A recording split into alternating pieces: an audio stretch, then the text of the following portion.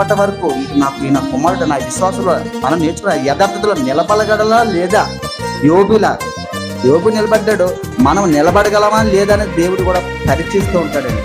కానీ చాలా మంది ప్రేమైన దేవుని పిల్లల శ్రమలు ఇబ్బందులు రాగానే దేవుడిని వదిలేసిన వాళ్ళు చాలా మంది ఉన్నారండి. కేవలం అల్పకాలము ఈ లోకంలో పాపభోగాలు అనుభవించడానికి ఎక్కువ మక్కువ చూపిస్తున్నారండి. దేవుడి గురించి నిందల, దేవుడి గురించి శ్రమలు ఎవరు పడతారని అని అంటున్నాడు పౌలు గారేమో. అక్కడేమో ఎబ్రిల్ రాసిన పత్రికలేమో ఒక 11వ అధ్యాయం అంతా ఒక చిట్టాయ రాసేసాడు. ఒరే, ఇంత సాక్షి సమూహము మనకు మేఘములు ఆవరించి ఉండగా మనం యేసు వైపు తిరుగుతూ పందెములో ఓపికతో పరిగెట్టిన అన్నాడు. ఓపికతో పరిగెట్టడానికి నీకు పాత నిబంధనలో భక్తులు పడిన ఇబ్బందులు, ప్రవక్తలు పడిన శ్రమలన్నీ చూపించాడు.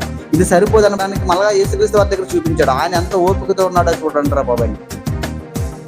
కాబట్టి ఇప్పుడు మన దేవుని పిల్లలారా, మన ఆధ్యాత్మిక జీవితంలో ఖచ్చితంగా ఈ ఘట్టాన్ని ఫేస్ చేయాలండి. ఫేస్ చేసినప్పుడు నిజంగా మన యథార్థతను పాడు చేయడానికి, మన నిలకడని, మన స్థిరత్వాన్ని, మన విశ్వాసం నుండి మనల్ని తొలగించడానికి శ్రమలు అనేవి మనకి ఎప్పుడు వస్తూనే ఉంటాయి. అప్పుడే మనం అందులోనే నిలబడాలి.